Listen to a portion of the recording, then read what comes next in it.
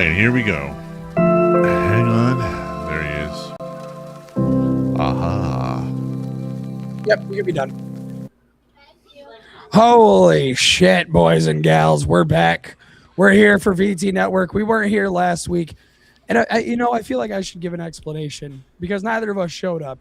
No. Dead Man here didn't do a solo show. I didn't do a solo show. Well, it was simply this. We're both fathers. We both have a day where we get respected for being the head of the household. Well, some of us do. Some of us are sperm donors, but that's a different topic for a different day. We're dads. We used it to be dads. I fatted around the entire day. I enjoyed time with my children, and that's just the bottom line because I said so. Hello. Yeah, same. No, I actually hung out with my son. We had a good day, just like we did today, and it was just one of those things. It's like we're not gonna bother folks to come hang out, and especially not on Father's Day. Man. Not on Father's Day, not on a holiday. Fuck no. I did, however, earlier record something with our Dark Charm brethren, and that'll be out very soon. Kind of to make up for it, so be on the lookout. Ooh. I know. I finally am caught up on all my lines. Unless there is something that was said in the last 24 hours, I got no more lines. No you're lines. You're all good. You're all good. It's all good. Fuck, man. Because every time I'd sit here and I'd go through my email because I star those. I star the Dark Charm media emails so I don't lose them and I know exactly where they're at. Right. And I was scrolling through my email. It seems like every time I got all of them knocked out, like all 6 of them, boom, there's 5 more somewhere. They pop out of nowhere. It's like Danny has this. It's like Danny gets this feeling under his nuts where he's like, Gibby has finished all of his lines. Here's 10 more. I mean, you play popular characters. I mean, what else do you want? Like, I know. See, and this is the problem, is because I like to do this stuff. I like to be like, I'm going to play the popular characters. I'm going to play the characters that have the most. There was a time in the latest season of Branded by Blood that I had to record for, and I had to stop midway through because I was like, God, there's a lot of fucking talking in this. A lot of dialogue. Yeah, I felt bad about one of the shows I wrote, and there was so much fucking dialogue for our friend Mac, and I was like, that's a lot. That's a lot for Mac. And I remember the pre-production of it, but you're gonna have to pay attention to Dark Charm Media, where you get all your podcasts. Please tune in. And I want to say something. I have spent the last 2 weeks going through other audio podcasts, other dramatic readings, whatever you want to call them, audio dramas. We still have the fucking best acted. We still have the best put together, the best sounding. I do this little checkup every few months just to see, if anybody out there is going to humble my ass. View the competition, Dead Man. Just say it what it is. It's viewing the competition. But I'm also looking to sugarcoat it. No, I'm also looking to be humbled because I want to be humbled. I don't want to walk around with this idea that I have a big dick when I got to be in a sausage. I want somebody to come up with my 13-incher on the table and be like, no, 15 inches. Yeah, that's what I exactly. Understandable. I mean, well, it's because in stuff like this, you always have to look out for people that are doing better, that are writing better, that are writing more complex characters, that are writing more complex scenes. Like, you always have to keep a lookout, or else you're going to stay stagnant. And in something like this, you can't. You want to put out your best. You can't expect other people to put out subpar shit and then be like, oh, okay, well, I guess they don't got nothing else to show, so I don't got to show nothing else. Like, you always have to raise your own bar. Even if your competition isn't where it's supposed to be, that it could always be better. I think I like to think that like everybody else. I like to think that we're like the underdogs, but every time I go through this whole cycle, I'm like, we are not the underdogs. We are the big dogs on the block. I mean, numbers wise, yes, we're still tiny underdog. Yeah. Numbers wise, we are the underdogs, but in production and content and the stuff that we put out, Quality. We could swing with the best. Oh yeah, because I mean nobody puts out half-ass stuff when they do lines. Nobody sends in. I mean, there's been a couple times, but that was because it was crunch time and they had to send in stuff from their phone. But 9 times out of 10, most everybody has a decent mic, has a decent setup. It could be have their background be extremely quiet. So we are putting out the coup de grace. Yeah, and it's weird, right? Like it's so fucking it's so weird that like, goddamn. Where's mine? Shit, hell yeah. It's still at a restaurant, like an hour away if you want to go grab it. I mean, an hour away from me. I don't know how far that is away from you. That's I go a guess away like from me. Yeah. Oh, sorry, 45 minutes away from us. Pardon me. I fucked up the location. Well, yeah, no, unfortunately, sorry folks. The reason we pushed it to 7:30 was I was supposed to eat, but my delivery was late. I said 30 minutes or less. Delivery person told me get fucked. It'll get here when it gets here. And here we are. And here we are. But the kids ain't. So we're all on top of it over here. But as much as yeah, and I think, but getting past that, I had a lot of fun recording with the OGs today. But as you can see from our title today, Book Talk, has it finally gone too far? And did I read the fucking Odyssey for nothing? No. Did you make me read that old ass Greek poem for nothing? No. We're actually going to talk about that. Okay, good. But that's the second half. Okay. First half is there is a trend or a topic going around, and it's kind of, I was hoping to get the girlfriend, the fiance on here. Sorry, she's been upgraded. That shit. Yep, she's been upgraded. She's no longer the girlfriend. She's the fiance. I wanted to get the fiance. I was hoping she'd be on this, but there is now.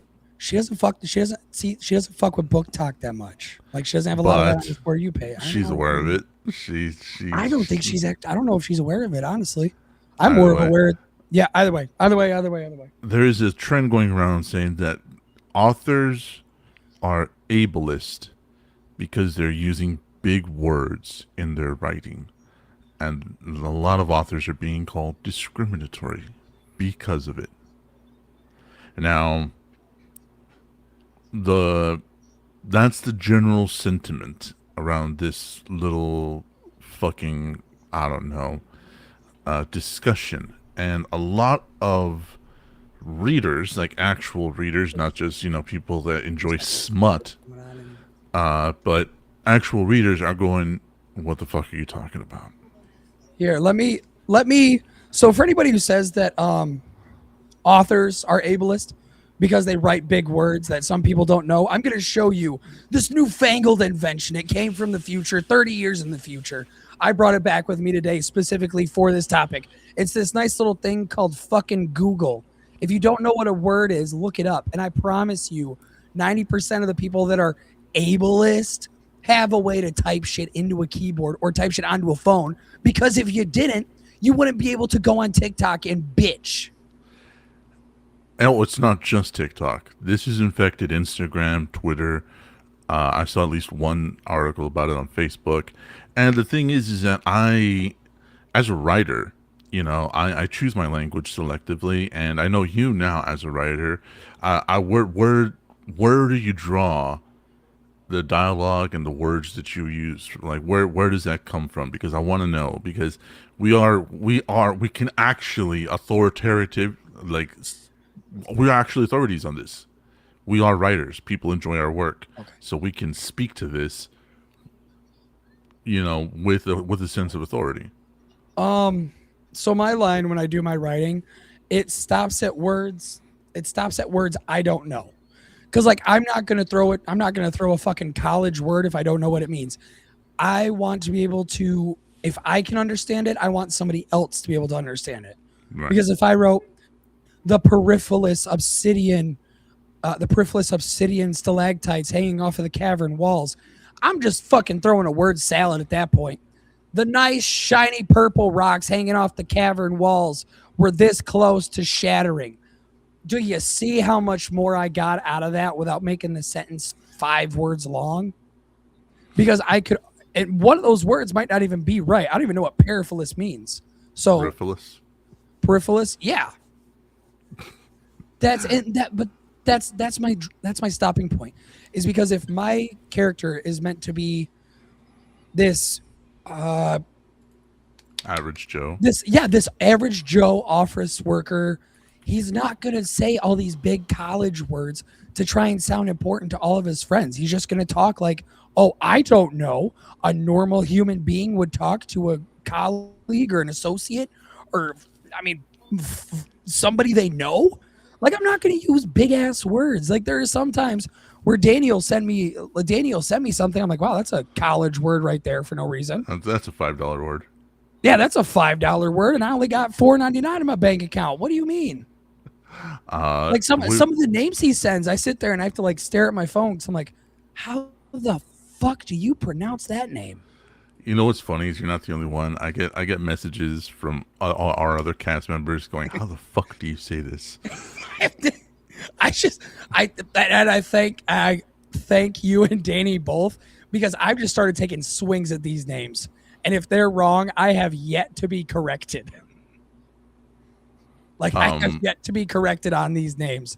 And paraphilic is a word. Paraphilic is a word. It is a disorder. Oh.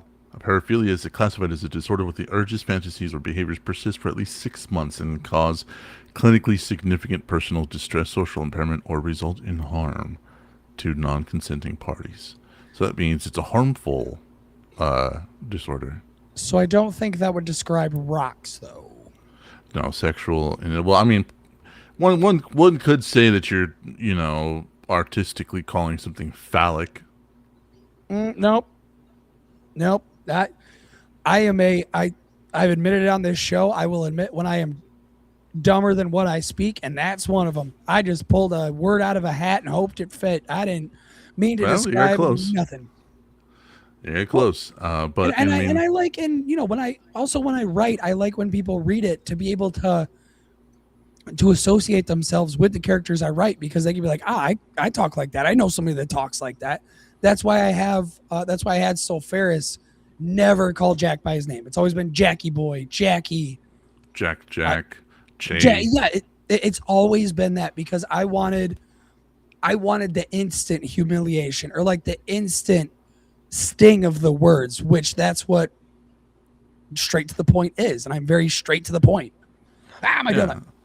So I'm finding it funnier and funnier, because out of the writers in our little stable, I sometimes think I go a little too far with the vocabulary, and I have to reel it back in.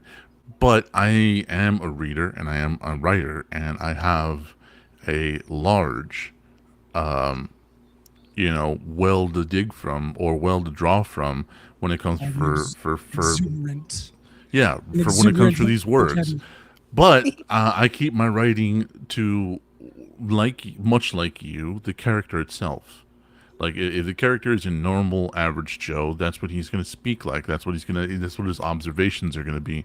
If the character is way smarter than that, then the vocabulary, the eloquence, and the way they speak is also going to be elevated. But calling an author ableist because they're using large words, I think is being lazy. I think it's a step too fucking far, because ableism is defined as prejudice against somebody that has a disorder or a disability, and you want to know what would be ableist there, dead man? What's that? If a author, after they made their book, sent it out for printing, sent it out for press, sent it out for the whole shebang, and at the end of it, they're like, hey, we would like to know if we could turn this into Braille so people who are blind can also read your book. And they said, fuck no, I don't want it to be turned into Braille, because I don't want them no-seeing motherfuckers to be able to read what I've wrote. Like, that is ableist. That is what ableist is. Yeah. That's not cool. He's trying to get over the non-seeing motherfuckers thing. I'm trying to walk past it. It's sticking to my shoe. Well, because I would only imagine that that's how that conversation would go. Like, because making making braille books doesn't seem like that big of a thing to affect your bank account. I don't think so. Especially if you're already shipping them out by mass quantities. And but mass braille is the line you draw. But I mean, like just large words in general. I'm stuck on that because I'm like, I have written some large fucking words. You, as a character, have read some very large words, especially as Braid and Devereaux. I don't know why we gave a guy from Louisiana $10 words, but thank you for that. Appreciate it. Well, that wasn't me. That was Danny. I fucking figured it was Danny because I think he likes listening to my Louisiana accent the best I can. I think he likes doing it. That's why he gives me those long ass paragraphs. Those $5 words, man. Season 2 was a fight. I can't wait for everybody to hear it. It's a good season. You're gonna hear a lot more talking of me. So if you like the sound of my voice, you're gonna have a fucking blast with season 2 of Branded by Blood. Yeah, and I think at this point it's a step too far for outrage culture. You are invading the one space that people have left. Yes, thank you. That's the phrase I was looking for. The one of the only places people have left to just feel like themselves. You know what I mean? Like if I want to read a fucking a Japanese manual for a machine they haven't made since 1986 because I want to feed my brain, there's nobody fucking around me that's going to judge me for that. He judges me a little bit for it, but I judge you on anything you do. So you know. But I'm not going to pretend like it's normal. But getting into almost anything, there's going to be a learning curve. And if you believe that fucking big words are ableist because you don't understand them, Gibby already showed Google. I mean, like, I have this now. I have a Kindle. I have a Kindle now, and what's really cool about this Kindle is that when you hook it up to Wi-Fi, there's a word there that is commonly like not understood, so it shows like people like look it up. Word. Doesn't that do that with any word? Yeah, but like more specifically, it's like words that are not common. You know what I mean, or commonly used. It'll have a little thing where you can hold your finger on it, and it'll pop up the definition. Like the line under it. Like it'll show you the word. Okay.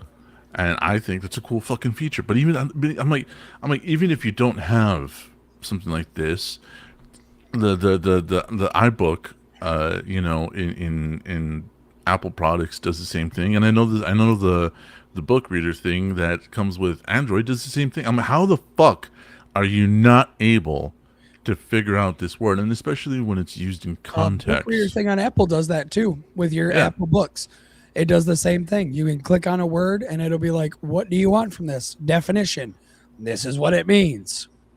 So that's why I said, if you, at this point, as a reader, in 2026, are scared of big words and they're ableist, that's you being lazy. That's not you not wanting to. That's not you understanding. That's you being lazy and not wanting to use outer resources to figure it out.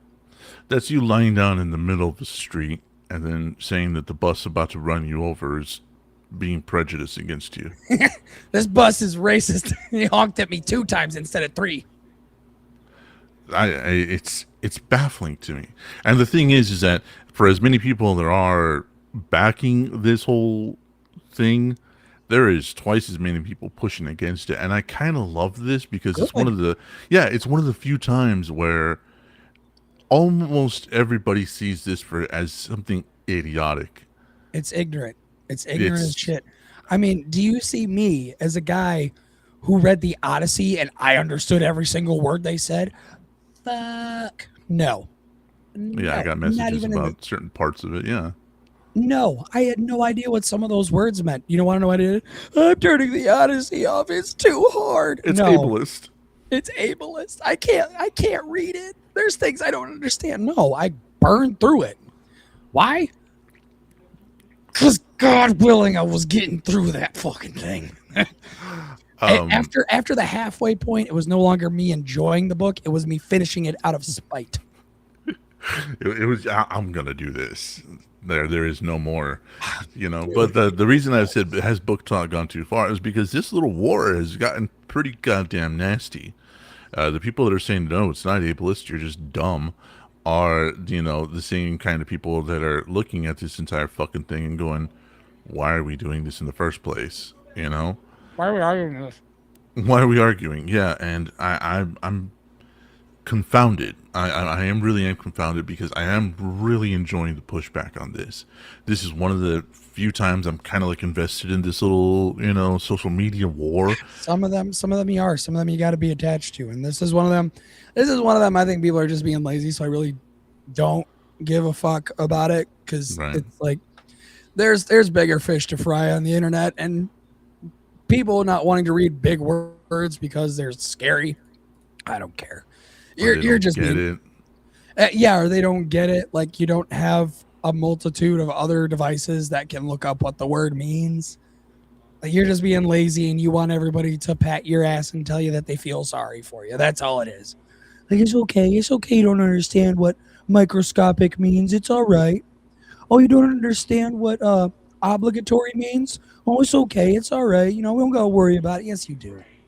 Like, I mean, shit. The Red Rising series. So I guess what blows my mind is that we're so worried about the big words. You ever try reading a book that has 4 different types of accents in it? Yeah. That'll kill your fucking brain. I read Dark Age, which is the 5th book in the series. It goes from Nordic to Irish to high class. I'm going to say high class English because they call everybody my goodman. How dare you say that, my goodman? So it's like you got Irish, Slavic, English. You have so many different dialects. Accents. Yeah, dialects that reading them, it makes your brain go, hold on, hold the fucking phone here.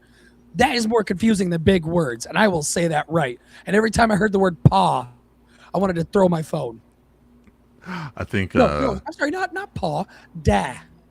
My dad said that. My dad did this. My dad did that. I'm like, I'll fucking daw my phone right through a wall and keep saying that word.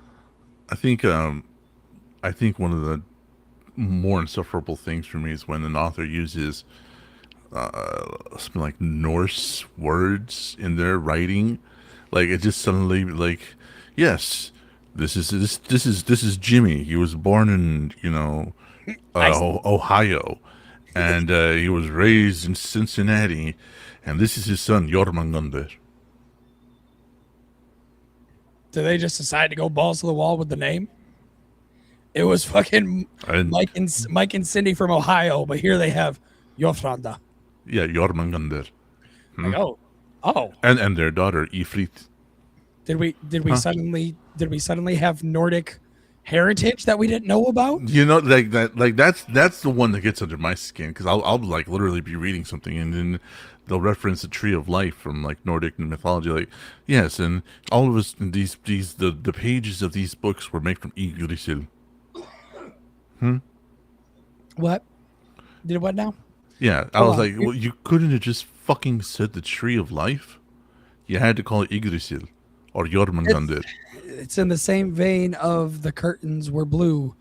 The curtains being blue represented depression. Or the curtains were just fucking blue. Or the curtains were just blue. I don't know what to tell you. They were just blue.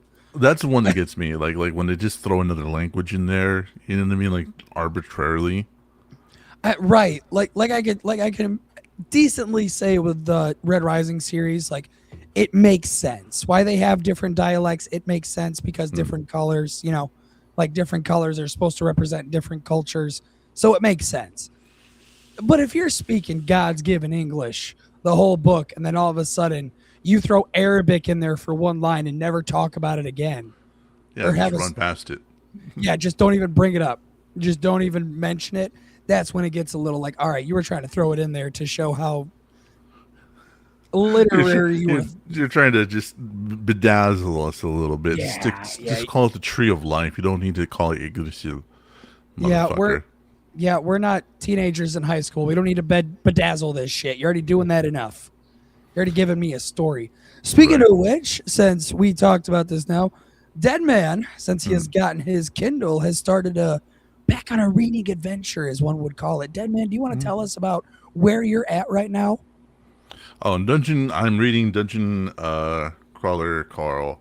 I read this book when it first came out, and I kind of just skimmed through it because everybody was talking about it, and I was like, I want to see what the big deal is. So I read it, and I was like, yeah, all right, it's fine.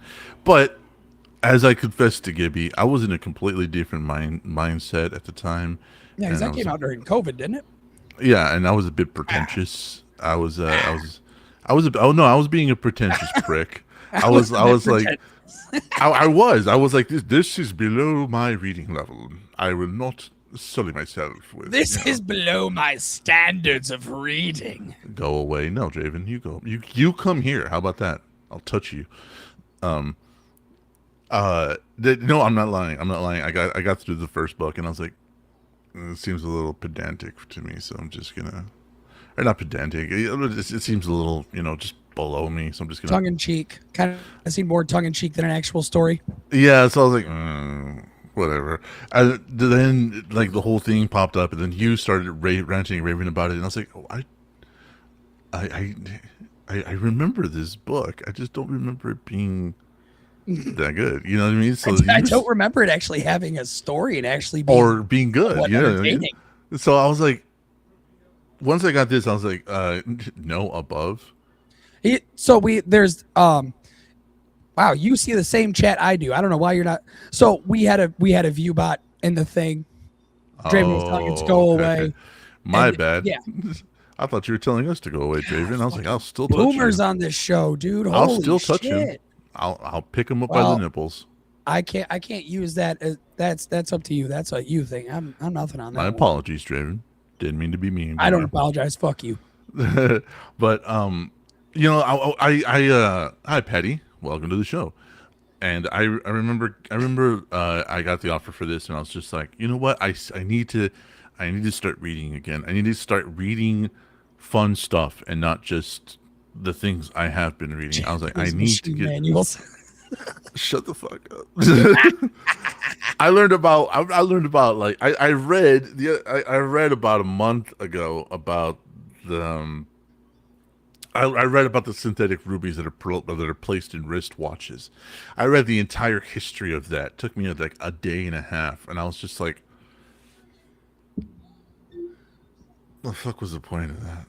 Yeah, I think people that I like to like it when do they're the oh, I think most people when they do the I only read nonfiction. Okay, buddy, we get it.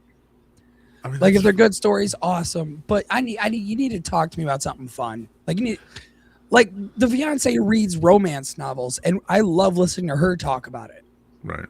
because I know that they're off the wall out there, and I love that And they're absolutely. terrible. But yeah, I they're good. They're good. I like them. I like listening to them. But anyways, I think you need to read something fun every now and then to kind of increase the whimsy. I I like I said, I was being a pretentious prick, and so like once you started raving about it, somebody else started raving about it. I was like, you know what? I need to get back into reading. And then my friend, shout out to Adam, my fellow Scoop, he was like, hey, I got this. You want it? And I was like, yes. Shut up, And boy. so fucking I got it, and instantly I signed up for the stupid Amazon book thing, and I just started downloading books, and I'm like I'm taking my time with Dungeon Crawler Carl. I've already read a couple of other like classics just to get me back into the fantasy mood or Mhm. the fiction mood. So like All it's of them been are free on the Kindle, yeah, on and Kindle Prime. They're all free. yeah, and it's been a lot of fun for me, like getting back into reading non weird things that Mhm. nobody has any fucking reason to read. Yeah, because Uh, then you try and talk to them, and they're like, Oh no, I don't talk to anybody about I the don't, I like don't talk to anybody about the weird shit I read. the Nobody wants to hear weird shit about I that read. shit. No. I'm like, why did you read about the fucking data transfer rates of gold versus copper versus superconductor? Why did you do that? Because I fuck you, okay? Because my brain wanted that particular snack that day. All right, and I then can't explain it. You think I understand this shit? You think right, I understand why I do it?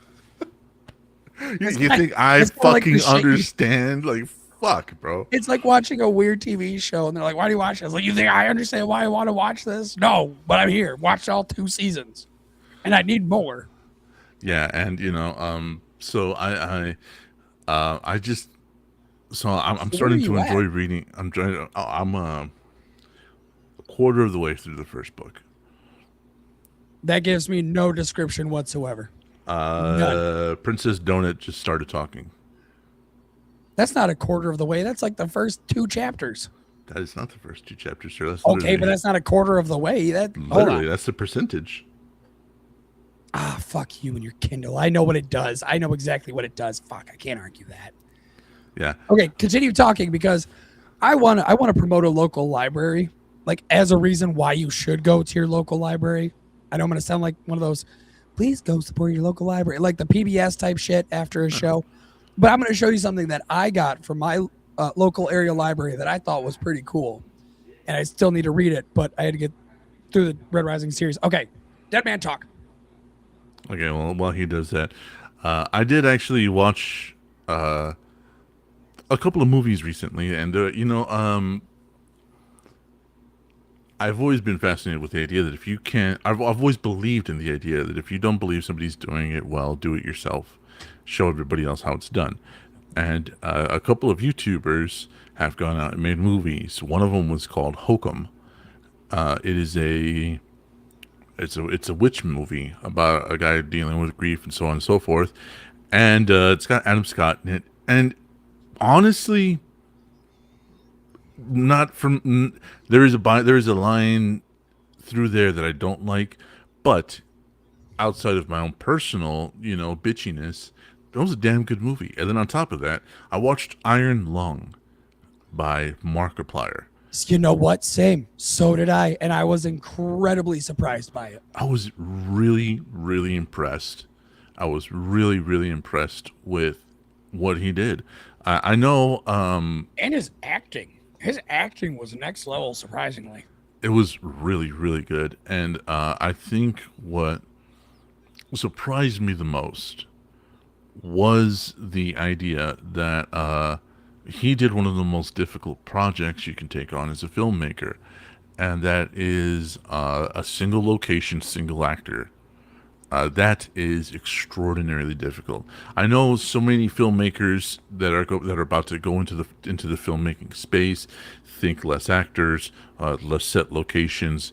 It's going to be an easier job to accomplish, and I can tell you, no, the fuck, it's not. It's actually way more difficult. It's way more requiring than normal movie shoots or TV shoots. And honestly, there's about 20 minutes that could have been cut from the movie. I'm not going to go into spoilers because I still want Markiplier to get his due. If you haven't seen go it, watch go it. Go go find a way. watch it. It's on YouTube. You can buy it directly, own it, or you can rent it.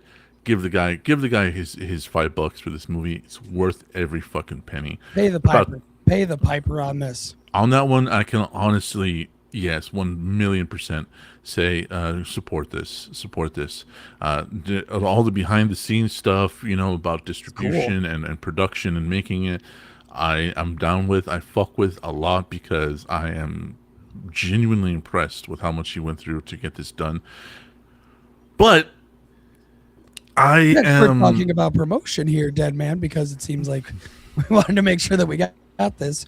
Please go to your local library because the other day we did a little book haul. Me and the family like to go to the local library every other week or so. Make sure everybody's reading. And I found this. The Dungeon Crawler Carl graphic novel that came out. Somebody had donated this to the library. This is the coolest fucking thing I think I've ever seen because it doesn't pull like it doesn't remove lines or anything. It, you know, obviously it's not in first person, so it can have a little bit more freedom with the drawing and stuff. Oh my god, it's so cool. It's so cool. Definitely, I'm gonna add it to the collection. Like when I got a couple extra bucks, I'm gonna buy a copy for myself because this is, I mean, I don't know how well.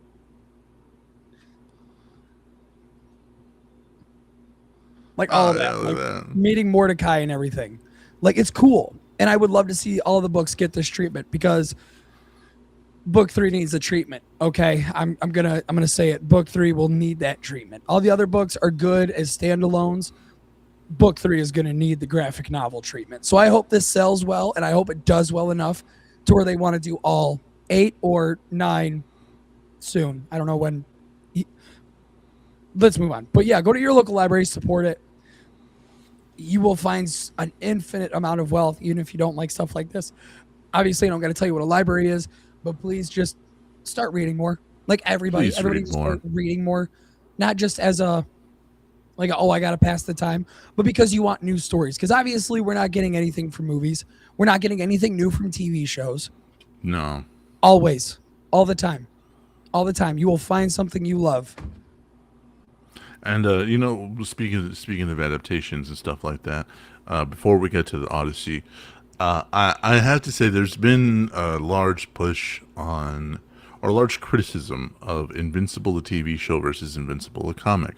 And I have to tell you that I prefer the TV show. I've read every single page of the comic, and I read them when they came out because I'm that old. And there's a lot of things that I was having a big problem with at the very beginning until I heard Kirkman in an interview. Robert Kirkman, the man who made it, and also made The Walking Dead, and he said that he's correcting a lot of things that was celebrated in the 90s when this came out and are no longer a viable way of telling a story. So he's correcting these issues. And once I heard that, I went, oh, oh, that's the reason for the change. I know one of Gibby's And they're not biggest. big ones. They're not. They're They're not very big ones. they're not big, but they're significant. Such as his girlfriend turning from a blonde bimbo to the black girl activist, whatever. I know you didn't like that, but Because going it didn't make sense, dude. because on it did and it did not, because there's a large chunk of, well, you've read the comic books. You know that her place in Mark's life in the comic books, especially in the beginning, it's just kind of No, like one it's of those, not like, significant. it's But not even man, that. It's almost parasitic the way that he wrote it, and that's because female, partners in the '90s were written a certain way, and now because she had to in the TV show, she forced Mark to think and confront himself, and I really did like that. I really did like the growth. I also, no. why? So you're telling me when we have his blonde girlfriend that kind of shows him like, wow, I'm kind of fucking up here and there, like make him realize it. You know, the whole point of her was to make him realize that he has to find a work superhero relationship life balance and he can't just fuck off willy-nilly. So instead of it being a learned lesson, we needed to bring some random broad into it to make it be, well, you're fucking up. You know you're Well, fucking up. You know you're first doing bad. first of all, it Like, wasn't come a on, random man. I broad. don't I don't It's need that is no. I'm gonna argue this because I am so tired of people just being like, oh well, is it because of another issue? No, it's not. I promise you it's not that. I could give a fuck less. But I want the character to learn a lesson, to mhm. learn the lesson, not be told the lesson, to learn it. The problem with that is that you're not considering the other side of that. And I'm gonna point it out to you. It's a single line. It's a single line about Mark's state of mind at this point, and that is when Debbie tells him to stop practicing flying and to go the fuck back inside. And what does he tell her? Do you remember? Off the top of my head, no, I don't. Not gonna lie to you. Are you gonna make me? Yes, I am. But that's just it. That's his state of mind. He's figuring out he's a goddamn superhero. He literally chose the name Invincible. His state of mind is, and it's almost direct, and that part is almost directly from the comics. His state of mind is that he is untouchable, and the blonde girlfriend being a is being the lesson learned is more of a prize lost than a lesson learned because of his mindset. With the change to the show, she actually has substance and character. She's not just a prize lost. She's a person that is actually pointing out the things that he's doing wrong. And I like that way more because it honestly makes a lot more sense than, oh, wait, my girlfriend's hot and I can't fuck her if I break up with her. That's not a lesson learned. That's 90s writing. And I know I'm older than you, and I know that the comic books have taken a long stride since then. But like the writing for a lot of that stuff was very 90s and very Cliche. very, yes, thank you. Cliche would be the best word to say that. And the change for me was welcome after he said that he was correcting issues. And once I put that into context, the idea of him literally telling Debbie, make me, and her shooting that shit down, was she's like, what, does it make you feel powerful knowing that I'm just a normal fucking human being and that you can kill me with a one hit? Yeah, congratulations, asshole. You're just like everybody the fuck else. And that humbling, both by Debbie and by the girlfriend, is a lesson that had to be taught to Mark. And I like it. I don't know. He froze up. I That's what don't you did. I don't like how they did that. It makes it feel like it's not. Oh, did I? There you are. Am I still froze up? We're back. Okay, cool. I guess the way to me it made it seem like he needed the lesson spelled out for him instead of just being like, well, shit, that sucks. Because the only reason I say this is because this is not the first time that this happens, and I can't obviously go into more of it without spoiling it for people that are just pure show watchers. Right. But if you have read the entire series, like I have because I'm a massive fucking nerd, then you know that this isn't the first time that he gets this lesson of needing that balance. Yeah. So we're gonna hit this argument again. We're gonna see if it gets changed in the newest season. But I know. But there's something coming out in the newest season that I am. I know. That's that one. You better. I will probably. I'm not gonna lie to you, Dead Man. I might have a stream up and ready and loaded when that episode drops, just to see the reactions, because that is a heavy scene, and if that gets changed, I think that is one scene that if that gets changed, that's poor direction. I don't think it's gonna get changed. I think I think it's gonna stay, but with how it's handled, I think it should stay the way it is.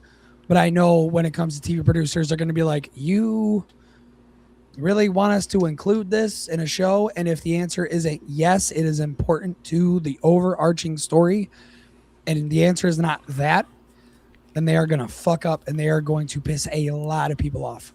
I think they are going to do it, and I think they're going to get away with it. And I can say definitively why, and that is the conquest fight.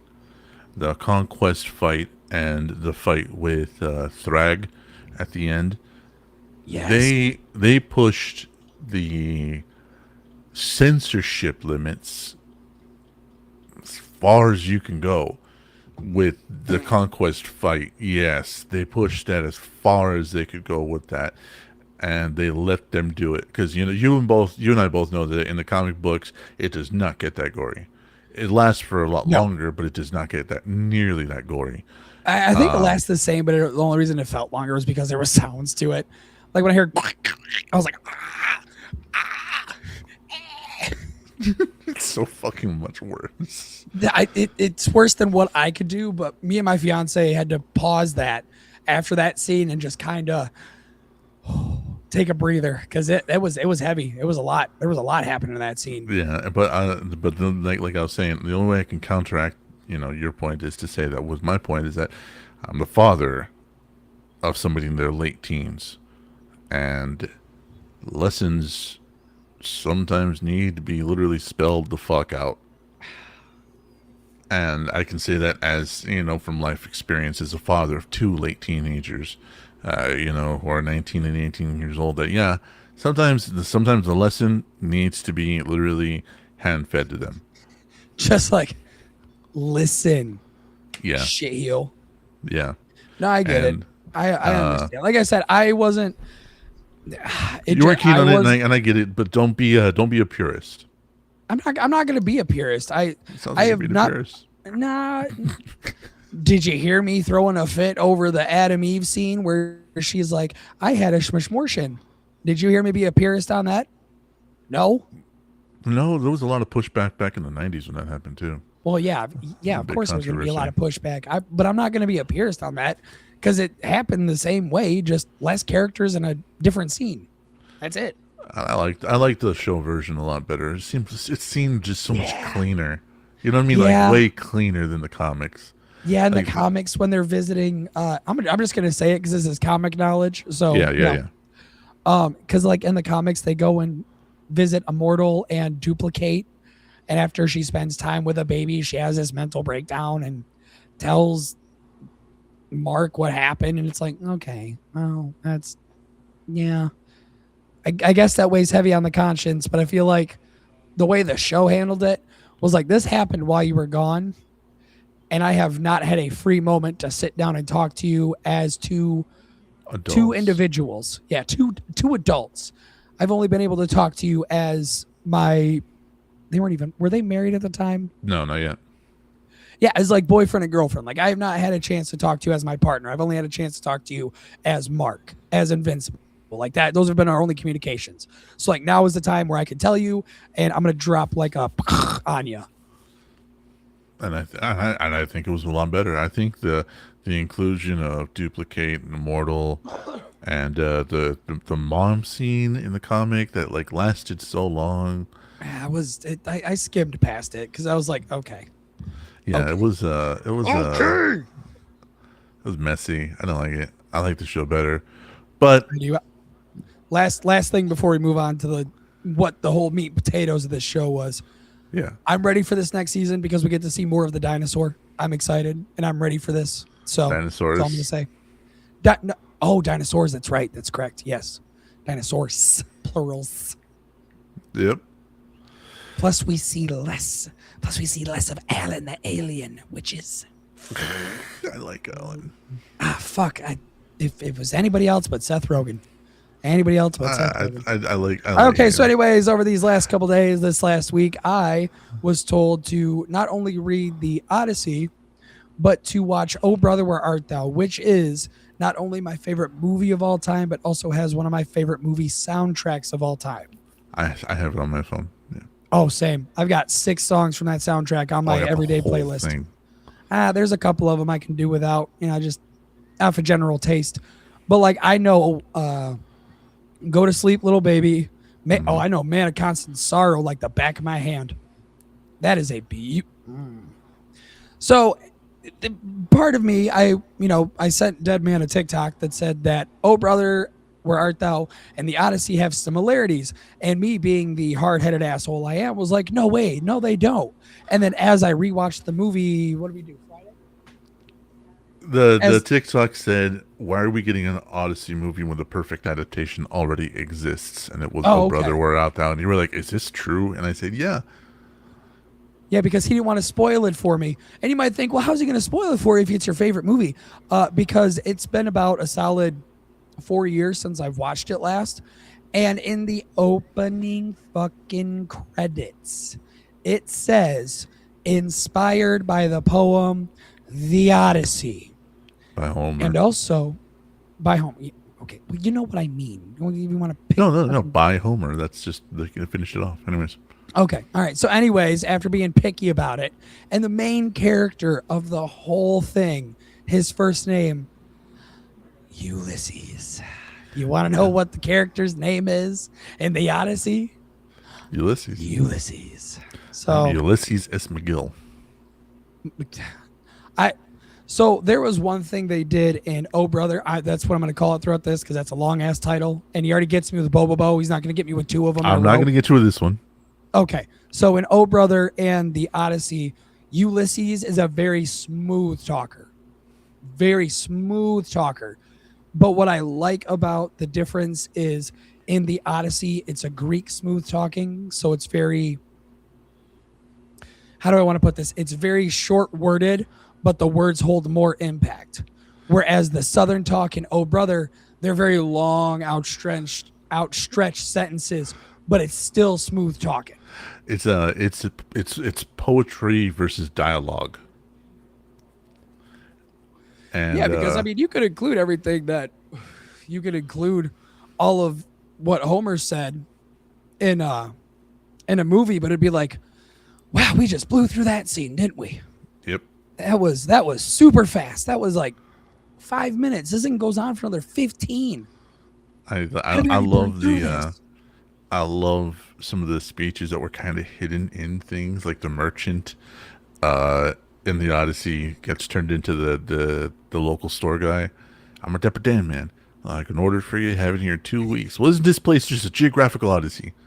2 weeks away from everything. So there was a part in that I almost pissed myself laughing. I had to stop the movie to watch it.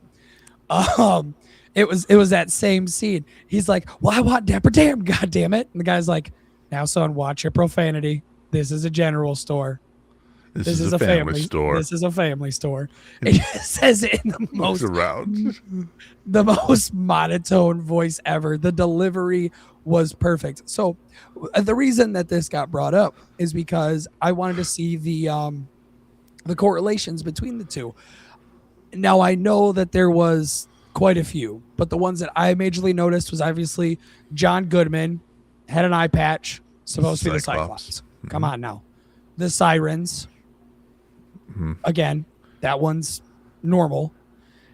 And then I got lost in translation and the rest because I was so entranced by rewatching this movie.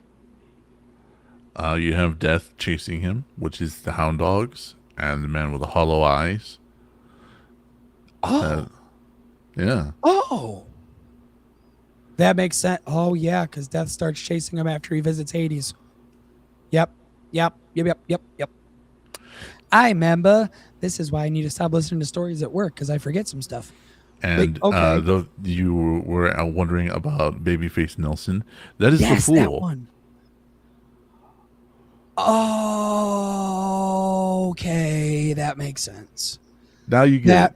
Yeah, that one makes sense because I was like, I can correlate everything. Babyface Nelson threw me through a loop. I did not know what that was supposed to be. That's the fool. Oh. I'm a great adventurer. You know, I am the greatest adventurer. I'm Babyface. I'm not Babyface Nelson. He seems to be George Nelson. He seems to be having one of his low moments, and then at the end, when everybody's cheering that he got captured. Oh, looks like he's high on the horse again. Life again. 10,000 volts chasing a rabbit through yours truly. Woo! Yeah, that's the fool. That makes so much more sense, man.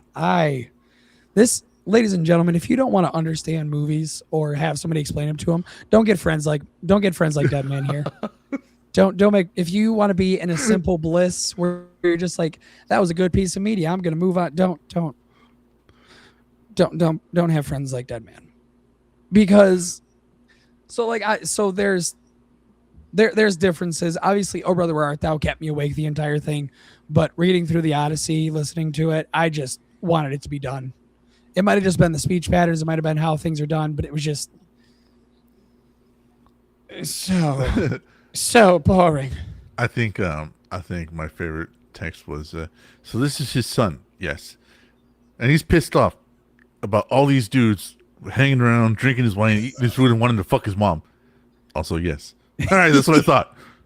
That well, because that's the only thing I could think in that. Yeah, that's the only thing I could think about in the beginning moments was like, okay, so he's gonna go on this grandiose adventure because dudes are eating his food and wanting his mom. Uh huh.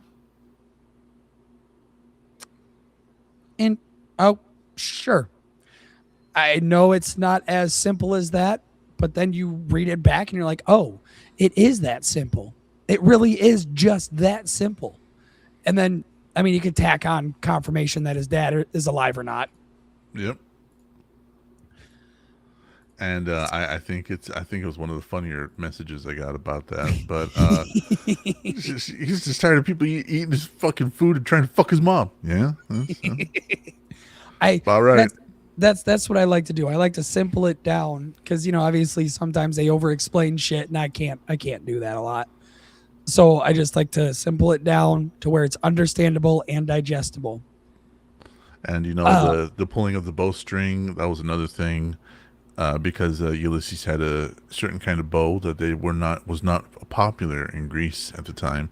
So you have to string it a certain way, and you have to hook your leg through it and actually bend that bitch down with your entire body weight to hook the two strings. And I always loved that little detail because that means that Homer actually was aware of like trade routes and stuff like that, the way things work in the real world. And Ulysses not having a standard Greek bow was just really cool. The one thing I was wondering about was obviously he got stuck on an island with what's her name? Starts with a C. Sounds like an S. I got nothing. I'm not gonna be able to remember what the name is. I'm just trying to pull it. Like Cerelia or something like that. I can't remember. Yeah. I guess I didn't. I was trying to see that throughout the film, and I'm like, I don't see where that's getting brought up at all. No, because that was a pretty big. No, it wasn't included, which I guess that surprises me because that's like a big story beat. Like that's where they find Ulysses. That's where his original journey starts. Yeah, it wasn't a woman in the movie. It was a prison. Oh, so okay, there it is. Yeah, there it is. The prison. You had me going all this way for treasure I didn't even know exists. What'd you get locked for up anyways? Practicing law without a license.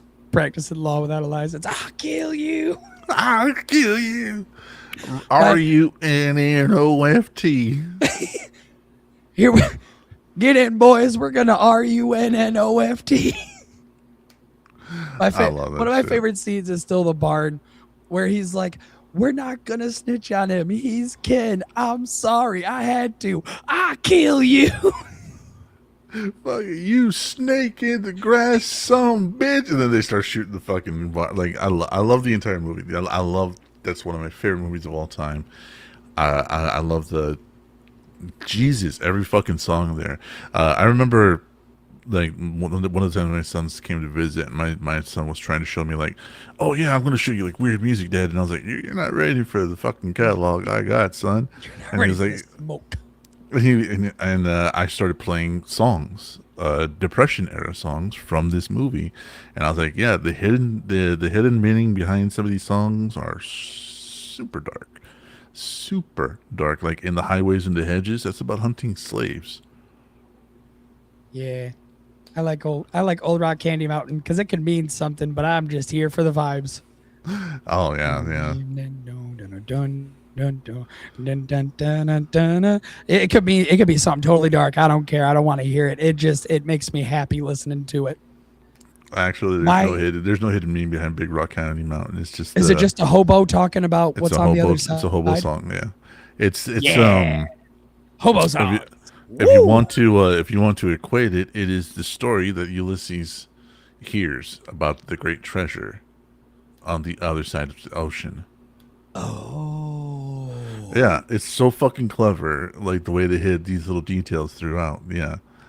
I like well, if we're gonna be talking about favorite songs up there, obviously Man of Constant Sorrow, which that one's no, let me speak this and then I got something about the Odyssey that I wanted to bring up.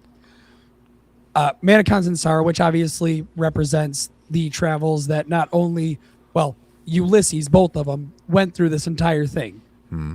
Because, the whole thing is just them facing trials throughout the entire journey. Right. Both of them. Right. Man of Constant Sorrow, Down to the River, Go to Sleep, Go to Sleep, Go to Sleep, Little Baby. Uh-huh. You and me and the devil makes three. Yep, that one. Sorry, I had to sing that one in my head to make sure I was doing it right. That, and then obviously the one I have tattooed on my arm right here. I can't figure out where this fucking camera is. You Are My Sunshine is still one of my like utmost favorite songs. I know it's not a happy song. I know it's not meant to be a love song. I don't care. Okay, I don't care. That has more meaning to it than just a fucking song in a movie. So, but it's still one of my favorites. One thing I didn't like about In the Odyssey, okay, and this was from me listening to it, the way Ulysses just complains.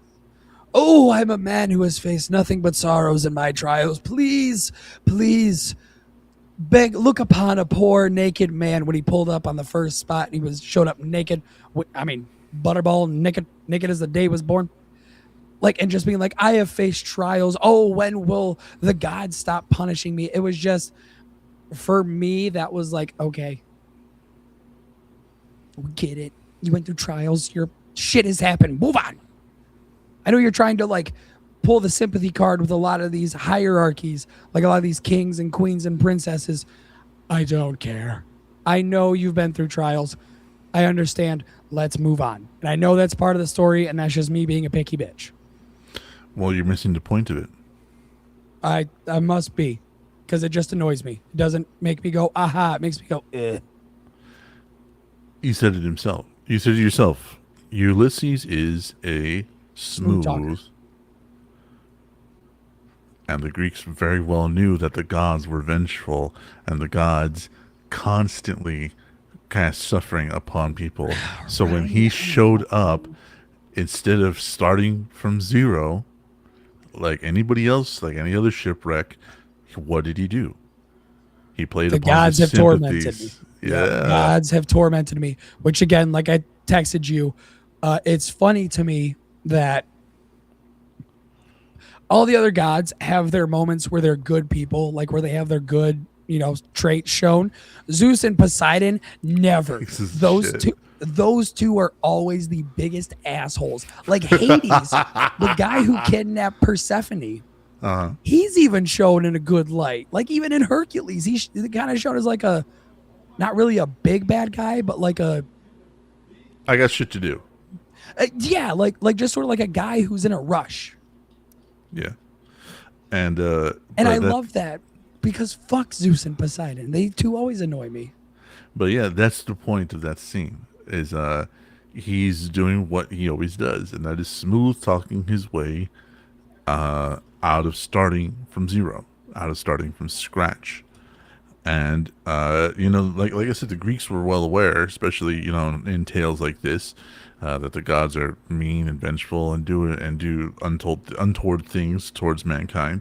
So here you have Ulysses, somebody who's kind of well known, showing up on a shore and saying, "Hey, I have great misfortunes. The gods have tortured me. Fuck. Take pity on an old beggar." They don't cast naked man. Yeah, they don't cast him out. What do they do? They help him. They brought him in, they fed him, they clothed him, gave him a ship. Yeah, then that's the point of that scene, is to show just how much Ulysses knows how to play on the sympathies of others.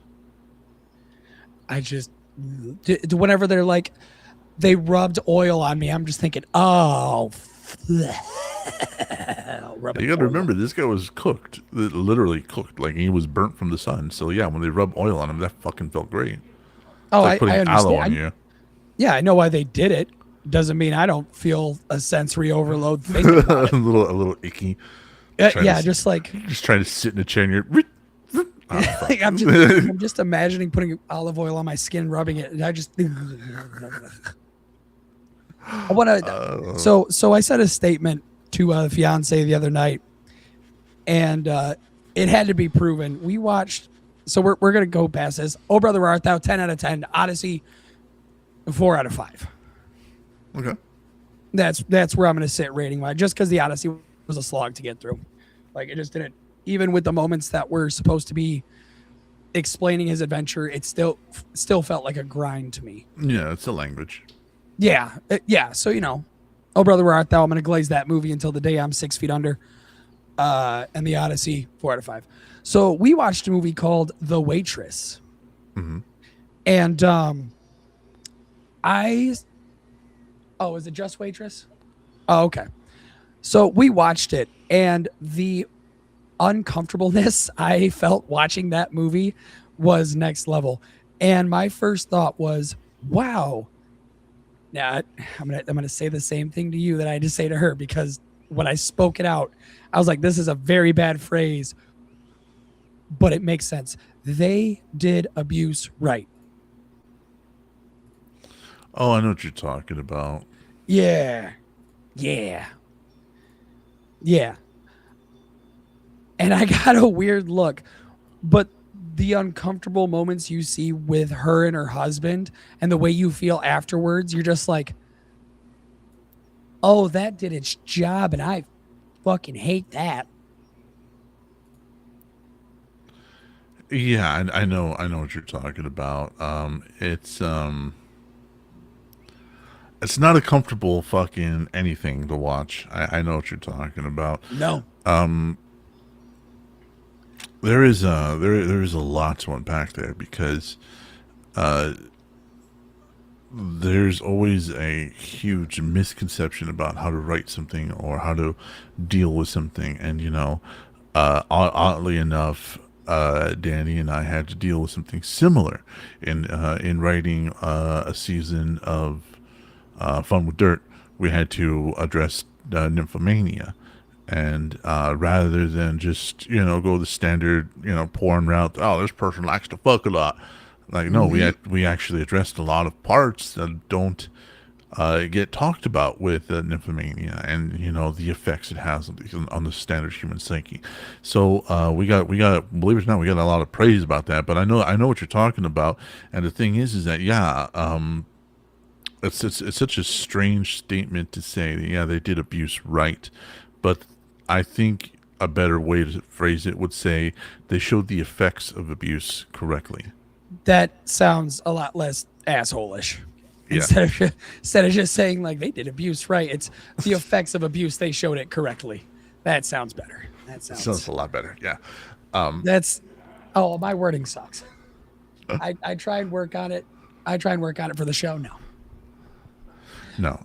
But I know what no. you're talking about. And it's such a anything in that realm. It's such a difficult thing to tackle. And when they show these things correctly, I tend to praise them. And I think it's really funny because this brings up like a weird story about the actor who played Matilda, who was actually in like the BDSM community. And yeah, really, I'm not joking about that. When 50 Shades of Grey, and we will, this show will forever hate 50 Shades of Grey. When 50 Shades of Grey came out, Mara Wilson, that's her name, Mara Wilson came out and said that this is not BDSM culture, this is abuse.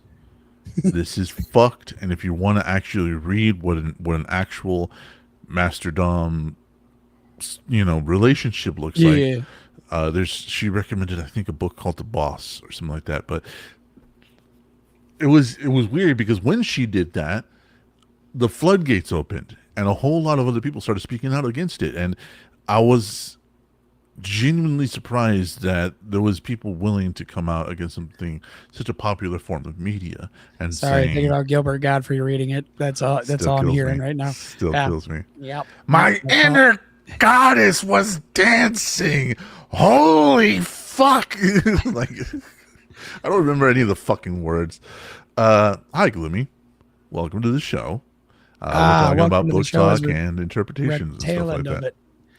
Tail end of it. You people join at the wrong times. Come at the show when it's at its peak, not when we're an hour and 15 minutes into it almost. But thank you for coming. We appreciate yeah, of course. Yeah. Don't let me being an asshole deter you away. No, he's just teasing.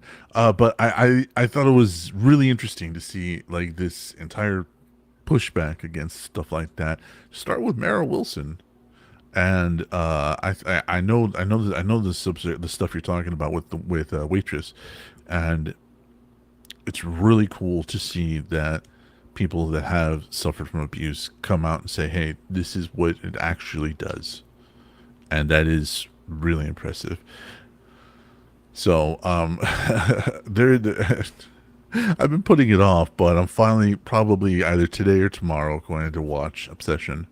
Uh, Yes. Tell me what you think about it as soon as you see it.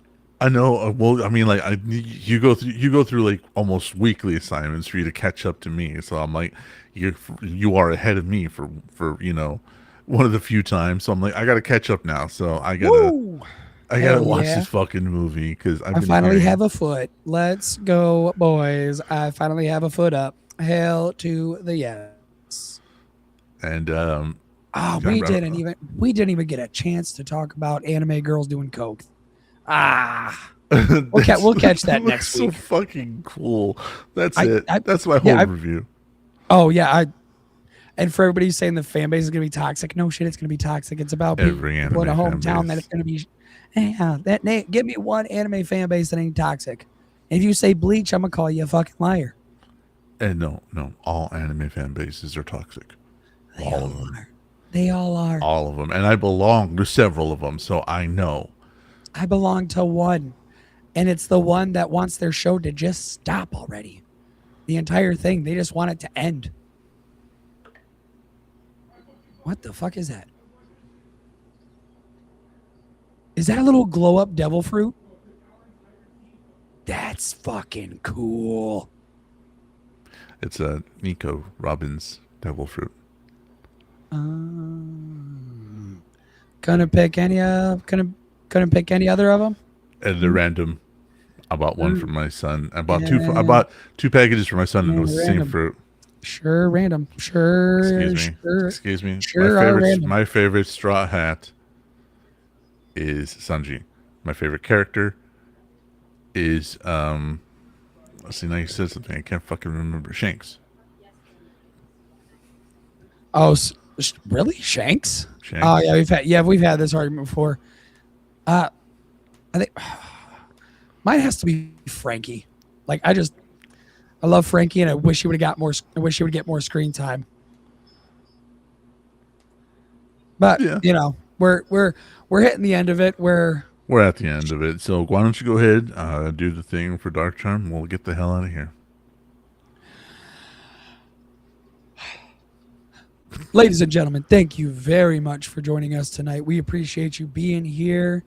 As always, if you like listening to me and Dead Man here talk, but you want to hear us talk as characters and not just yell at each other for an hour and a half every night, please go to whatever platform you're listening to podcasts on, whether it be Spotify, Apple Podcasts, Castbox, iHeartRadio, wherever you listen to podcasts at. Go look up Dark Charm Media, where me and this beautiful man and a handful of other writers give you guys shows that will make you laugh, cry, contemplate every life choice you've ever made, and sometimes make you feel. Now, of course, that is Dark Charm Radio on every podcasting platform. I am Gibby. That is Dead Man. We appreciate you being here. If you were here for 1 minute, 10 minutes, an hour, or the entire thing, we appreciate you spending your Sunday nights with us. And as always, please, we're going to have 90-degree weather all next week, ladies and gentlemen. And I know some of us work manual labor. We get the pores a going. We get the action working. So from us over here at VT Network, we ask you, please, please, please, please, I will get on my hands and knees, beg, pray, plead, whatever I have to do to let you know, keep your balls clean.